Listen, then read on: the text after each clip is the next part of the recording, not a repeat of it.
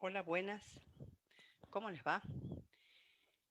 A ver, mm, les quiero dar como la bienvenida a este pequeño ciclito de la última época de este año, porque estoy tratando de animarme, ya que me animé con la clase de mito, de animarme a decirles de esta forma a ustedes eh, las de etimología y semántica, ¿verdad? Algunas cosas a ver si resulta. Lo que pasa, acuérdense que este curso es muy leído y muy hecho en la pizarra, ¿verdad? Y entonces así resulta mm, como bastante complicado, pero no importa. Les doy la bienvenida a esto, que es también mi bienvenida a esto. Eh, Ustedes me van a ver manoteando por ahí algunas cosas, y es que estoy en una computadora que no conozco muy bien. Y entonces me van a ver como si tocara el piano, y es que estoy buscando los lugares para tocar, digamos así, para grabar, pausar, etc. Eh, He venido haciendo todo en audio, estas últimas cosas, desde que descubrí el libro este que se llama Una gramática para todos, ¿se acuerdan? Miren, tiene esta tapa, de Marta Marín. Y entonces no les he ido pasando, digamos, la parte que yo escribo, no se la he ido pasando por mail. Pero bueno, en realidad lo que he utilizado de este libro es hablar acerca del sustantivo, como ustedes saben.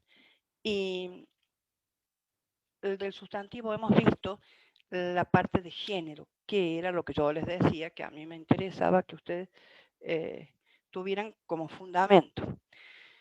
He estado leyendo algunas otras cosas muy interesantes acerca del lenguaje inclusivo, que voy a ver si las encuentro las reencuentro para dárselas, porque creo que está llegando como un momento en que la gente empieza a reflexionar acerca de esta especie de avasallamiento de lo del lenguaje inclusivo, sin haber pensado en realidad en qué estábamos pensando cuando decíamos lo del lenguaje inclusivo.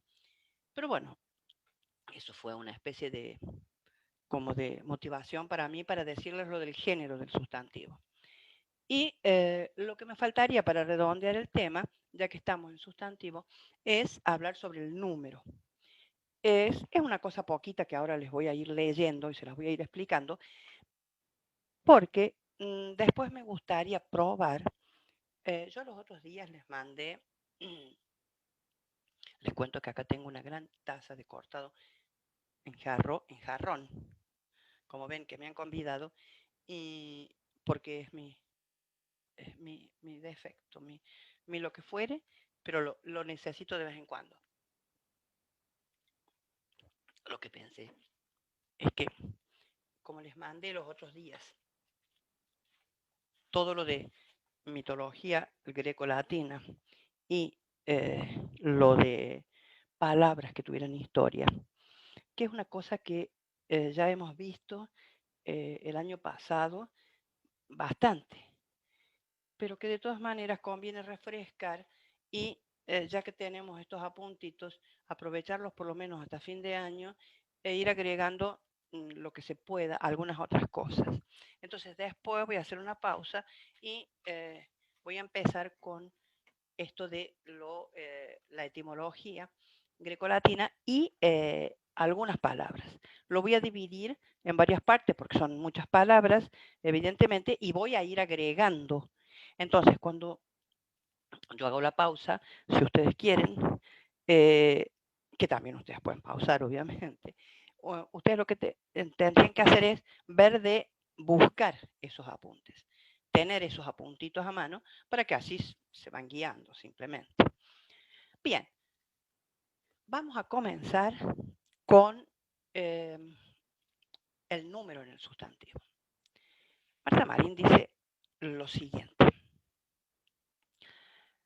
El número singular o plural indica variación de cantidad.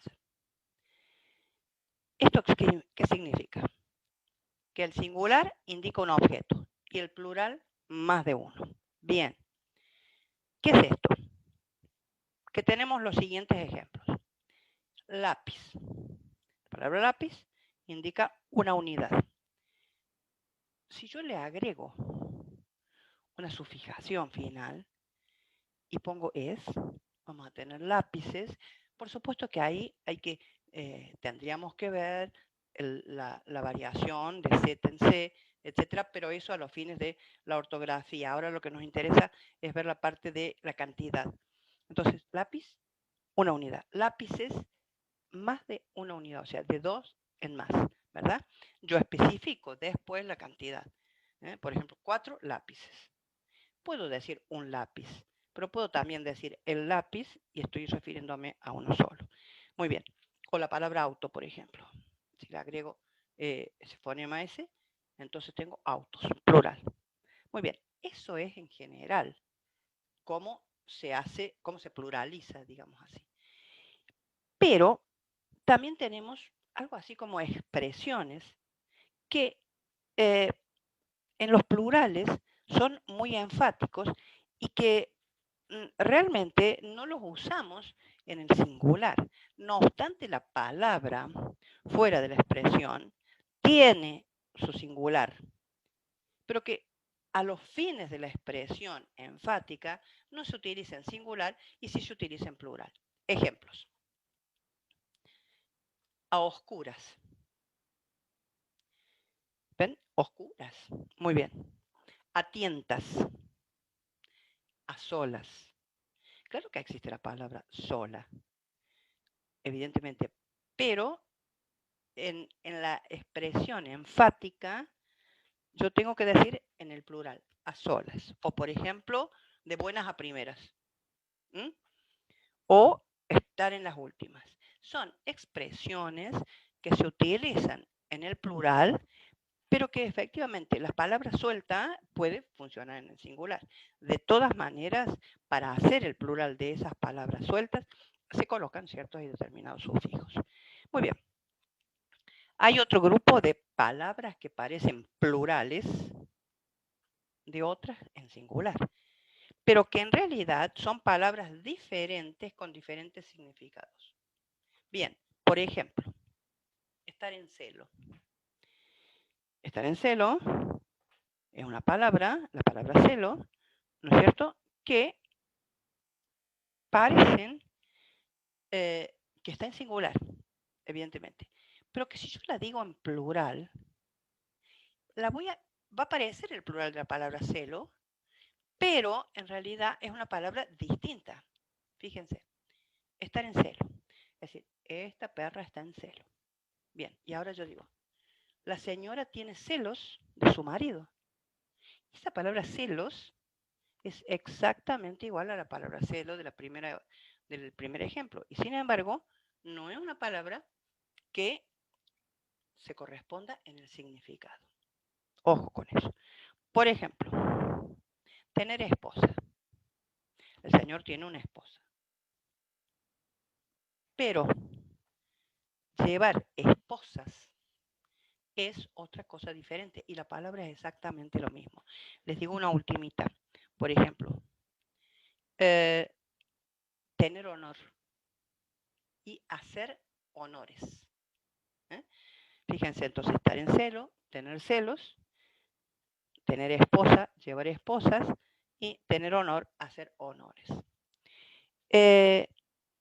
Palabras que solo se usan en plural, pero no se trata de un verdadero plural, porque no existe un singular al cual oponerse.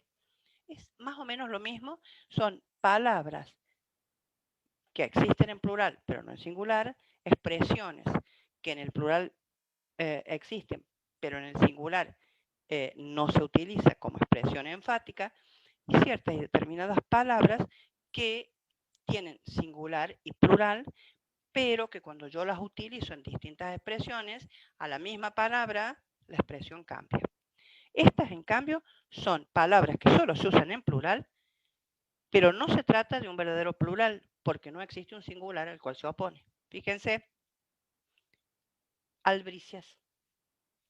No existe la palabra albricia. En realidad, la albricia. O la albricia, como quisiéramos. Bien, la palabra, por ejemplo, entendederas. ¿Mm? Entendederas. O la palabra víveres. ¿Mm? Son palabras que se utilizan en plural, pero que no tienen un singular al cual se oponen. Bien. A continuación de estas formas de... Siempre nos referimos de todas maneras a que para formar del singular al plural hay que colocarle ciertas y determinadas marcas. Estas marcas que nosotros le colocamos para transformar del singular al plural, o por ejemplo del femenino al masculino, o por ejemplo en los verbos para pasar de modo, para pasar de número, por supuesto, se llaman flexión. Eso ya lo hemos visto. Y fíjense que cuando hablamos de flexión, ya hemos hablado de palabras con flexión. En el primer y segundo apunte ya aparece la palabra flexión. Acuérdense cuando veíamos cuáles eran las lenguas de flexión. Bien, acá la utilizamos en el sentido de cambio morfológico que ejerzo sobre la palabra, ¿verdad? O que utilizo como instrumento para una variación. Fíjense que ahora voy a ver reglas generales para formar el plural, pero van a ser unas cosas muy ligeritas y después ya acabo con esta cuestión. Dice lo siguiente, el cambio de una forma singular a una plural es otro de los casos de cambio morfológico o flexión. Otros casos de flexión son el paso de la forma masculina a femenina, como les decía, o los cambios que sufren los verbos para pasar de modos y tiempos. Reglitas. Vamos a ver. De las reglas que he elegido aquí, las que me interesan son las siguientes. Fíjense, tenemos sustantivos que terminan en vocal y sustantivos que terminan en consonante. Perdonen, pero es un problema de cable también acá. Por ejemplo, la palabra mamá, de que viene el Día de la Madre, es una palabra que termina en vocal. Pero, por ejemplo, la palabra reloj, una palabra que termina en consonante. Por lo tanto, nos tenemos que fijar en esto para ver cómo hacemos la pluralización. Sustantivos entonces que terminan en vocal. ¿Cuáles son las vocales? A, E, I, O, U en castellano. Normalmente las agrupamos de la siguiente forma. A, O, E, I, U. O por lo menos I, U, A, E, O. Bien. Y acá voy a explicar un término que voy a utilizar ahí. Hay sílabas. La sílaba es el grupo de letras, digamos así, ¿no? El grupo de letras para ir formando agrupadas las palabras. Las sílabas que pueden ser tónicas o átonas. ¿Esto qué quiere decir? La sílaba que recibe el acento, o sea, lo que decíamos cuando el golpe de voz, ¿verdad? Y que le colocábamos tilde o no de acuerdo a la terminación de la palabra, esa sílaba que recibe el golpe de voz se llama tónica. Las otras que no lo reciben son átonas. ¿Por qué? Porque en griego, zonos significa sonido, ¿verdad? Entonces, zonos me va a dar tónico, tónica, ¿verdad? Y átono, también, pero le coloco una alfa de negación y entonces atónica significa, o átona, significa que no tiene el golpe de voz. No que no tiene sonido, sino que no tiene el golpe de voz. Muy bien, entonces, a ver. Sustantivos terminados en vocal átona O sea, la última es átona. Cuando yo tengo un sustantivo cuya última vocal es átona, como por ejemplo la palabra manzana, fíjense, man, átona, za, tónica, na, átona. O sea, la última, na, es átona. A esas palabras les agrego S. Manzana, manzanas. Paciente, la misma, ¿eh? Paciente, pacientes, le agrego S. Fíjense. Taxi, taxi, le agrego S. Taxis. Espíritu, tengo una palabra esdrújula, por lo tanto la última es átona. Espíritus. Y bolso, bolsos. Entonces, cuando la última sílaba es átona, le agrega una S. Muy simple. Pero ahora comienza la parte de las tónicas. ¿Qué pasa cuando la última sílaba es tónica? Es decir, cuando lleva acento. Y acá divido, como les decía, en dos grupos.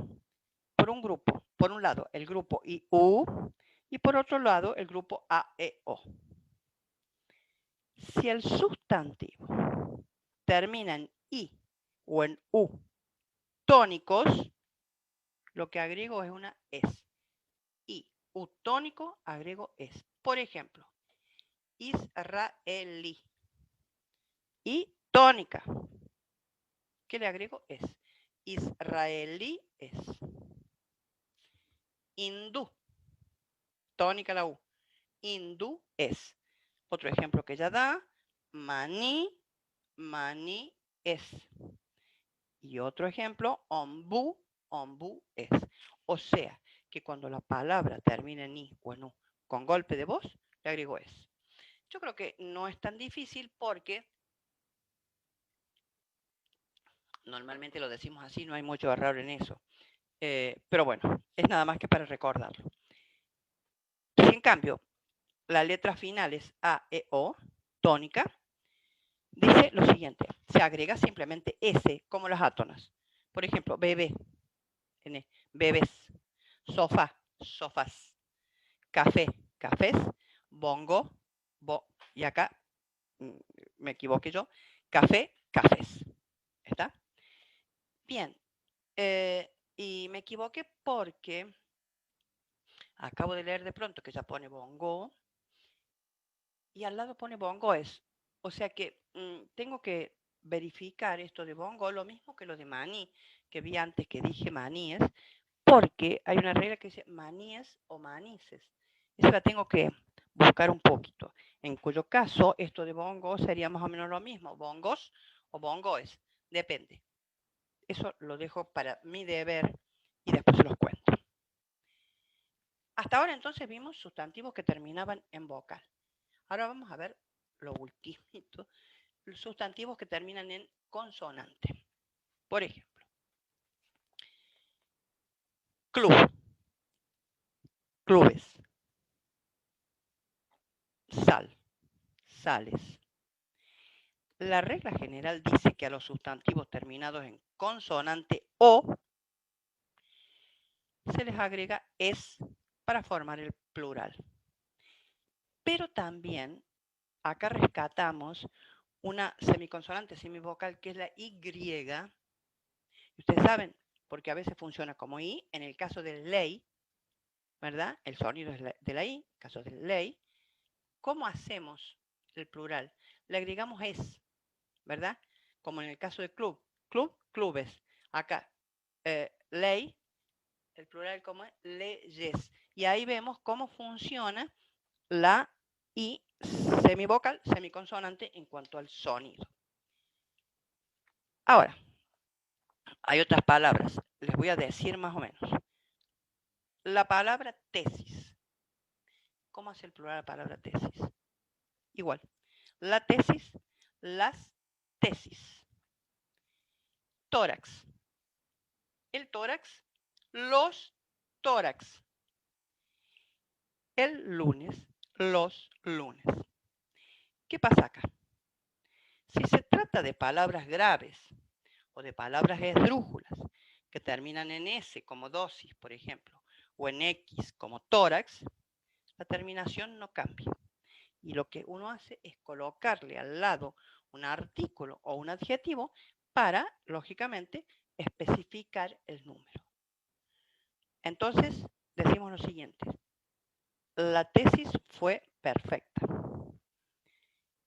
Las buenas tesis suelen ser archivadas. ¿Ven?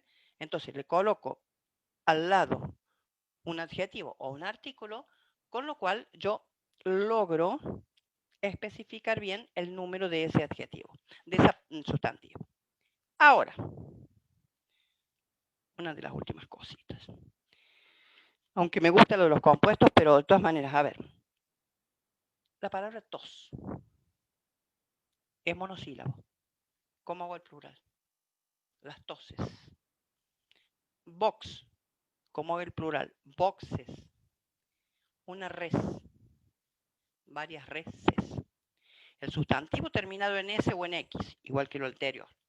Pero solamente cuando son monosílabos, el plural se forma agregando es igual que el anterior. Entonces, la tesis, las tesis, esas palabras, la palabra cuando no es monosilábica, esa palabra no varía. Pero si la palabra es monosilábica, como el caso de la voz, perdón, la tos, esa palabra sí varía. Y entonces lo que le agrego es una es. La tos, las toses. ¿Qué otro ejemplo pone ella? Revés, reveses, box, boxes. ¿Está? Y los sustantivos compuestos siguen reglas generales igual para formar el plural. Entonces, porque fíjense, ferrocarril. ¿Cómo hago ferrocarril? Ferrocarriles. ¿Cómo hago bocacalle? Bocacalles. Medialuna. Medialunas. ¿Verdad? Y espérense que acá hay una cosa interesante. Unas pocas excepciones pluralizan solo el primer componente de la palabra. Claro, porque acá, en estas palabras que yo les acabo de leer, ¿verdad? Tengo guarda, ropa, boca, calle, media, luna. O sea, tengo dos palabras, una al ladito de la otra. Pero hay algunas palabras que pluralizan la primera parte, como por ejemplo, cualquiera. El plural va a ser cualesquiera. ¿Eh? Otros sustantivos se usan solo en plural, como por ejemplo, cortaplumas, sacacorchos, cortapapeles, quitamanchas. Bueno, por ahora no me voy a meter más con los compuestos. Me quedaría solamente una cosita, nada más, para ver de las palabras como por ejemplo hábitat, que viene en realidad de otro idioma, a ver cómo lo hacemos. Pero por ahora voy cerrando eso y después entonces, dentro de un ratito, nos encontramos para empezar con etimología. Después cuéntenme a ver cómo resultó esto y si lo entienden. Por si acaso algún día se me ocurre volver a ver la parte teórica. En realidad se me va a ocurrir porque yo les mandé, pero se los mandé como una prueba técnica de un gráfico en donde veíamos flexiones. Es un gráfico de redondelitas, muy chiquitito, lo mandé por WhatsApp. En ese caso sí volvería a ver, pero ya con el papelito en la mano, digamos hacia ustedes, con el gráfico, ahí yo se los voy mostrando. Voy ahora entonces a pausar esto.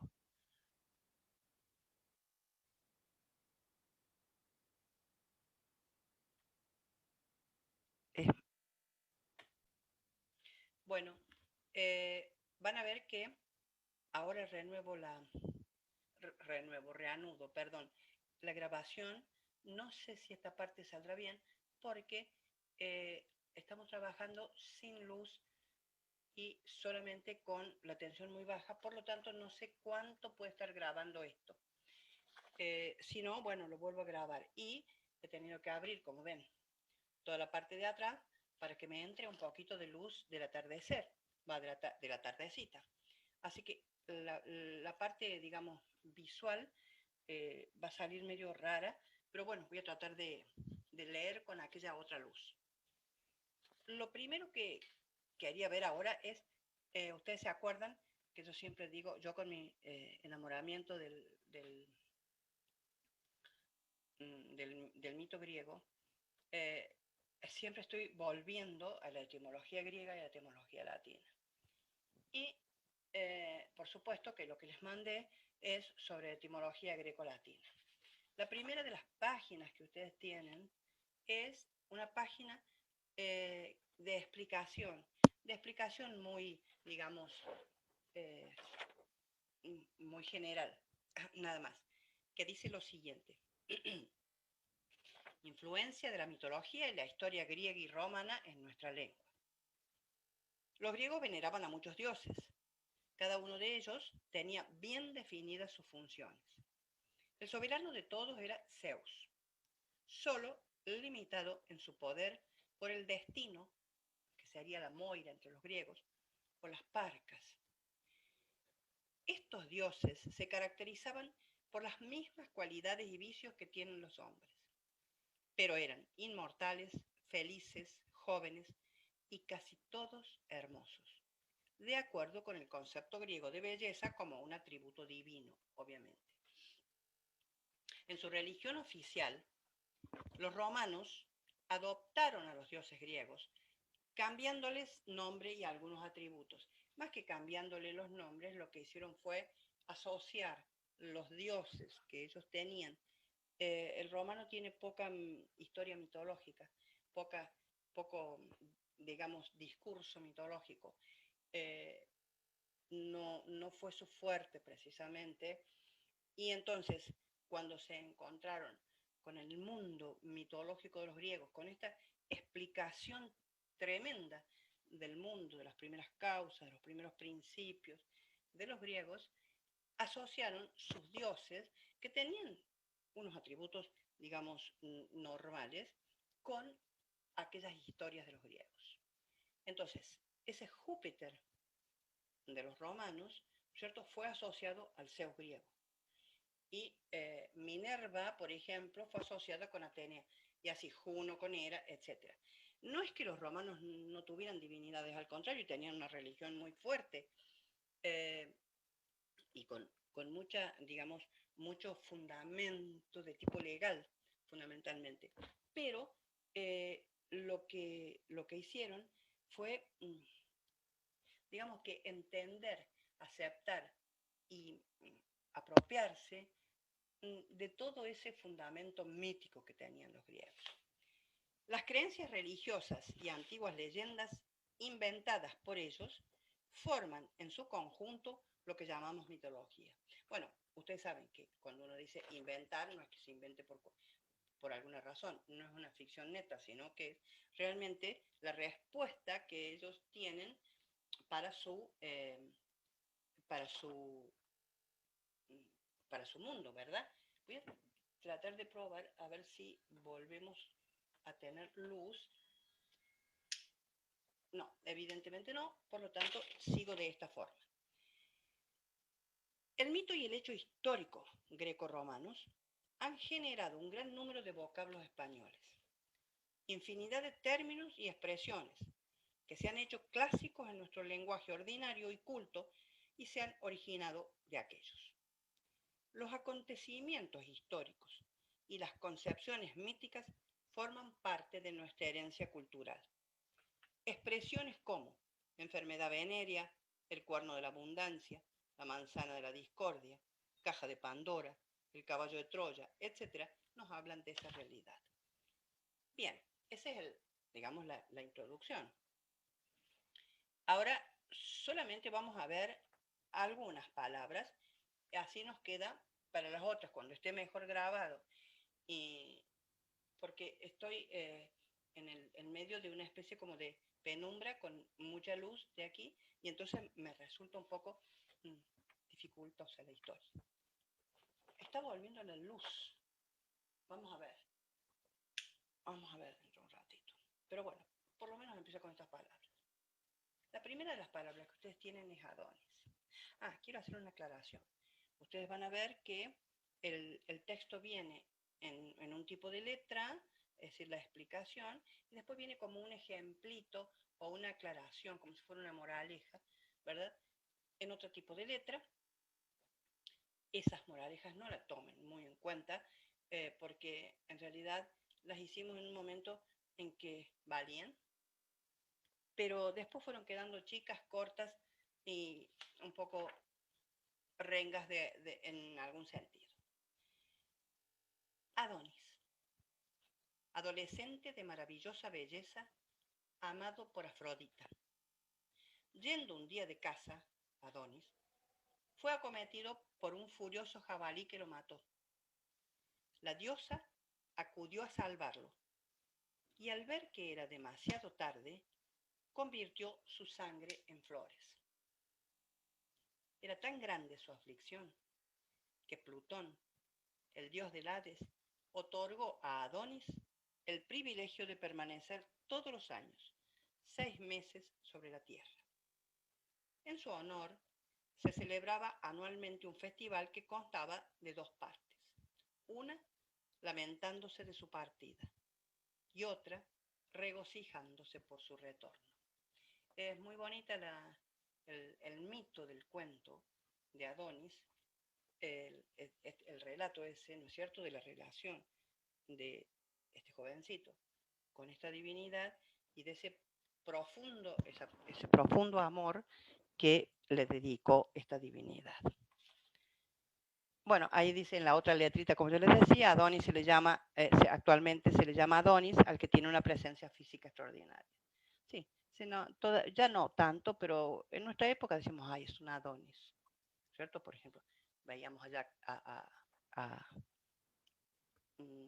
algún actor, no quiero decir Charlton Heston porque ya entonces decimos mucha, eh, nuestra edad, pero sí, Charlton Heston, lo veíamos y decíamos, en Marabunta, por ejemplo, que fue una película increíble, decíamos, realmente es un Adonis. Bien, la palabra que sigue es afrodisia o afrodisíaco. Nosotros utilizamos afrodisíaco.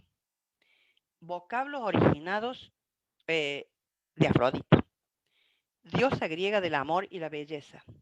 Entre paréntesis, Venus entre los romanos, efectivamente.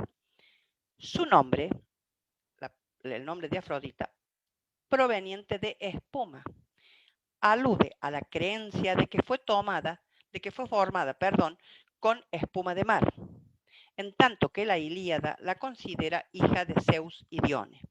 El tema es el siguiente. Efectivamente, la palabra Afrodita viene de afros, que significa espuma en griego. ¿Qué pasa?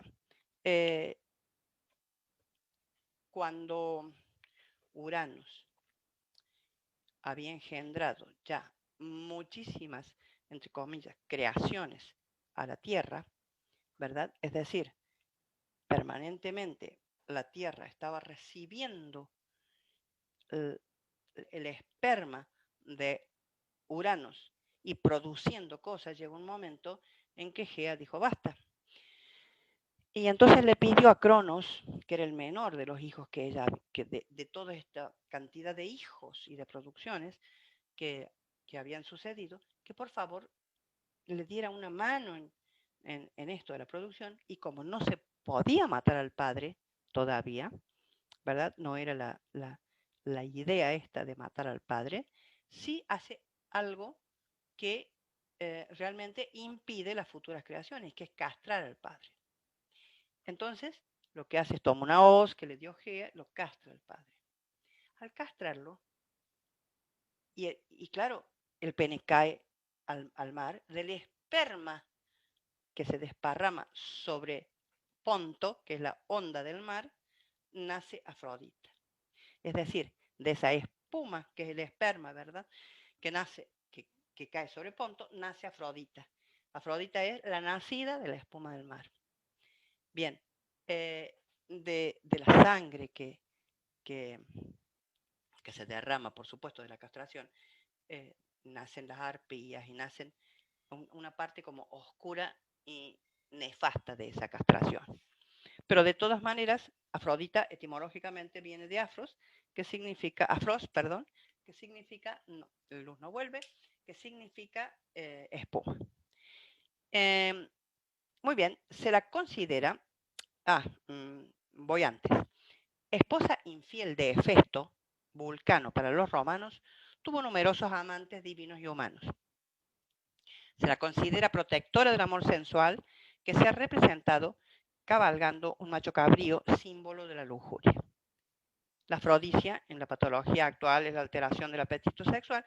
Lo afrodisíaco, alimentos o medicamentos, es un supuesto estimulante artificial de ese apetito. Creo que hoy en día tendríamos que tallarlo de artificial porque en realidad son estimulantes no tan artificiales. La palabra que sigue es ambrosía. Riquísima, obviamente. En la mitología griega era la ambrosía el manjar de los dioses que fluía del cuerno de la cabra amaltea. Después voy a verlo porque esto del cuerno de la cabra amaltea da lugar a lo del cuerno de la abundancia, ¿verdad? Y que también se ve visualmente en otros lugares. Este licor confería dicha, juventud y belleza eternas a quienes de él participaban. Bueno, se llama ambrosía cualquier tipo de bebida o comida de gusto excesivamente suave y delicado. Nada de excesivo porque es una delicia la ambrosía. Pero etimológicamente, la palabra ambrosía está compuesta de A privativa y como átonos, ¿se acuerdan? Como átonos, A privativa más brotos. La palabra brotos significa en griego mortal. Por lo tanto, ambrotos, bueno, acá utilizo am y no a solamente porque la palabra brotos comienza por B bilabial. Por lo tanto, tengo que colocarle la M. Entonces digo brotos. Significa el no mortal. Esto significa el inmortal. Por lo tanto, la ambrosía es la comida del inmortal. De ahí que sea la comida de los dioses entre los griegos. La otra palabra es amazona. Según la leyenda griega, las amazonas eran una raza belicosa de mujeres que vivían más allá del Cáucaso e invadieron Asia Menor, Tracia, Grecia, Egipto y otros países. Eran gobernadas por una reina y no toleraban en sus dominios la presencia de hombres. Una vez al año, para perpetuar la especie, establecían relaciones efímeras con sus vecinos. A los nacidos, si eran varones, los mataban o los devolvían a sus padres.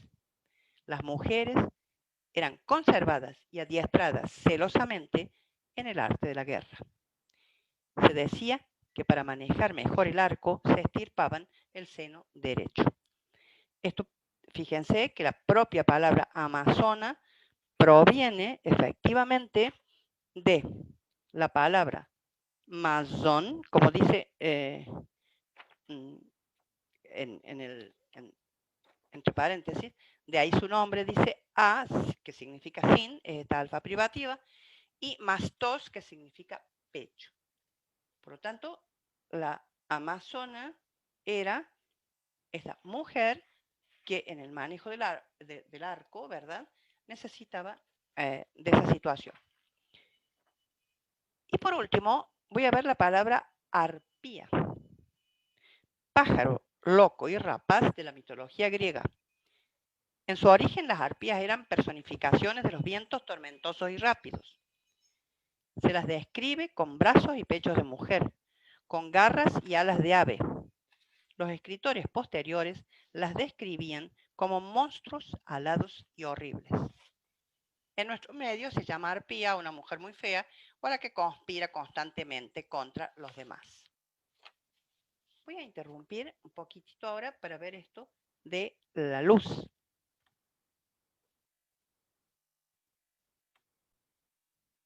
Hola de nuevo. Bueno, antes de que se vaya esa luz que parece mucha, pero es simplemente mucho reflejo, voy a grabar esta última partecita de la clase, como si fuera después del segundo recreo.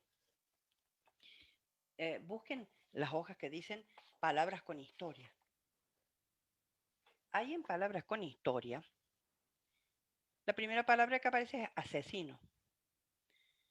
Proviene del árabe assassin y significa los bebedores de hashish. En castellano, trasladó su significado a quien realiza un acto cruento como quien actúa bajo los efectos de la droga. Bueno, no es una palabra latina, pero es una palabra bastante interesante. Candidato. Ahí sí. Los candidatos a una magistratura se vestían con una toga blanca, que en latín es cándida.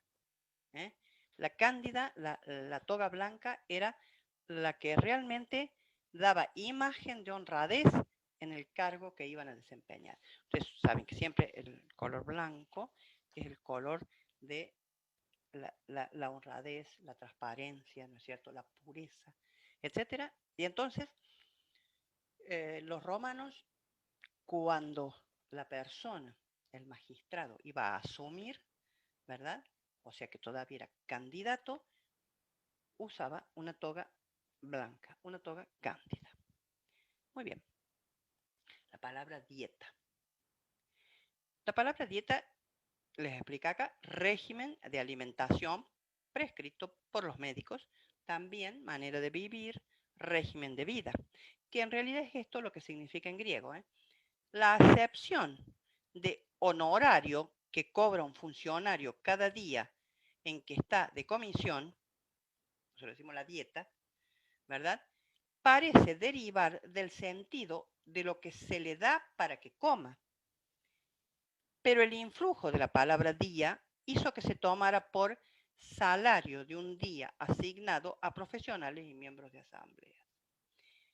Bien, la palabra dieta viene del un préstamo latino del siglo XV, más o menos, un préstamo.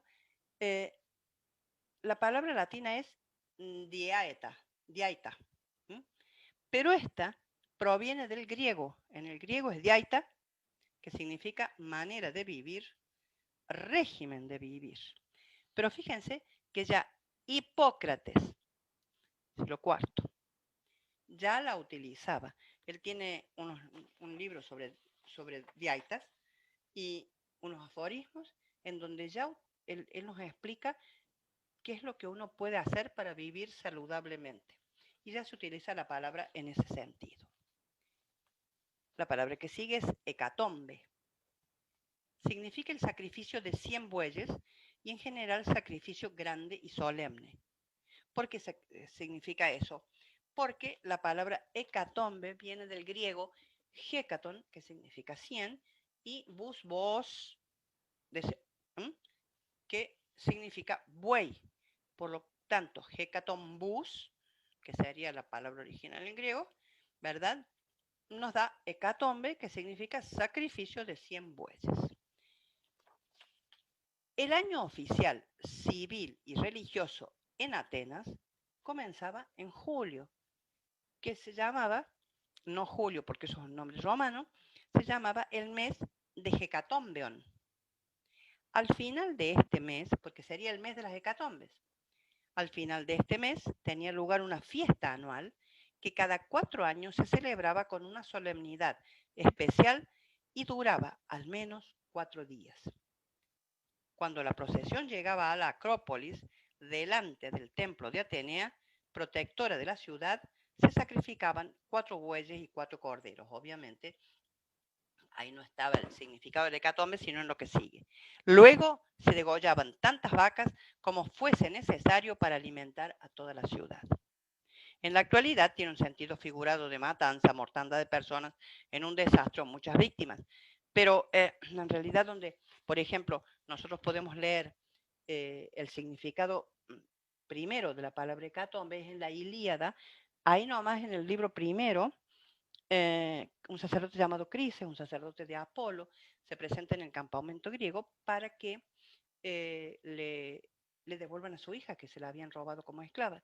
Y como no se la quieren devolver, entonces el sacerdote le va pidiendo al dios Apolo que por favor les castiga a los griegos por esta deshonra que le han hecho.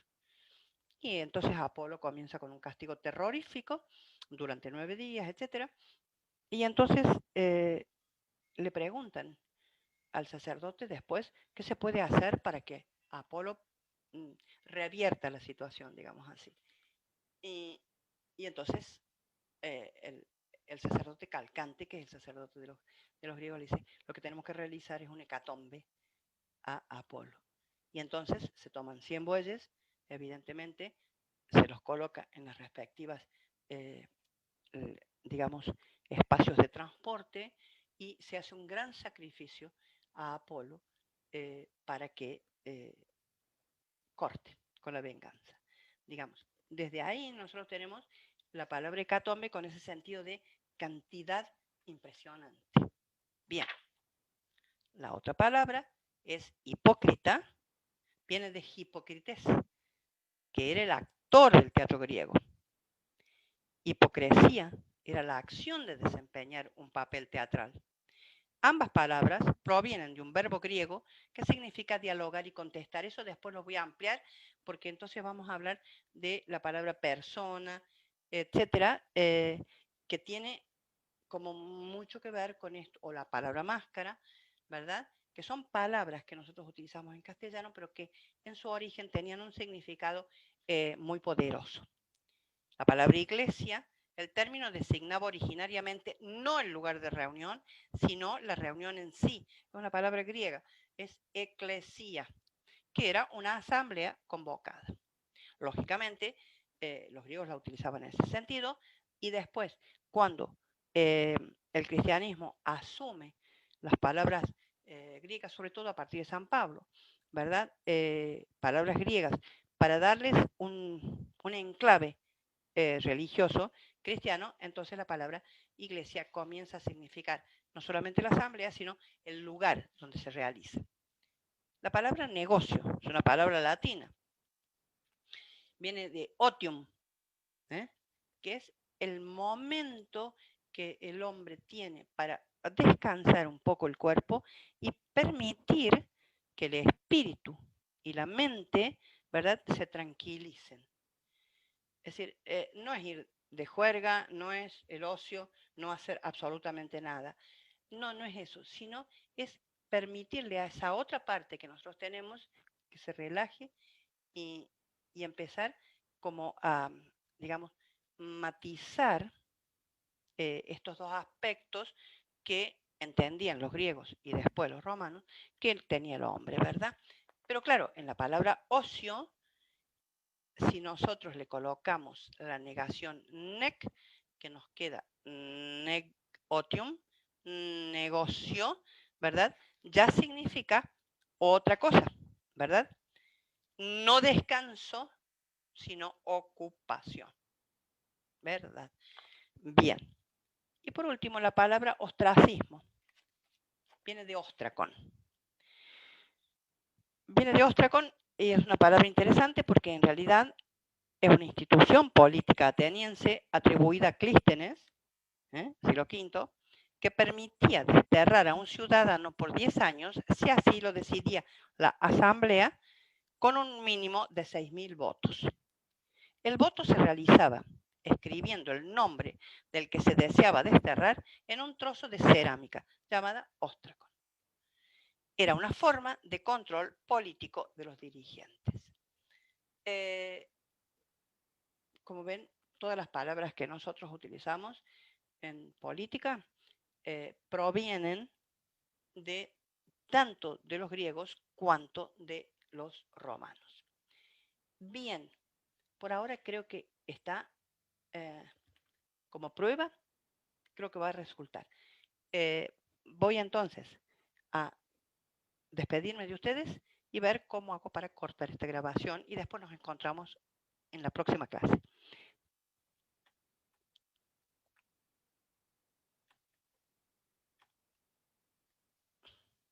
Creo que no logro, vamos a ver, detener la grabación.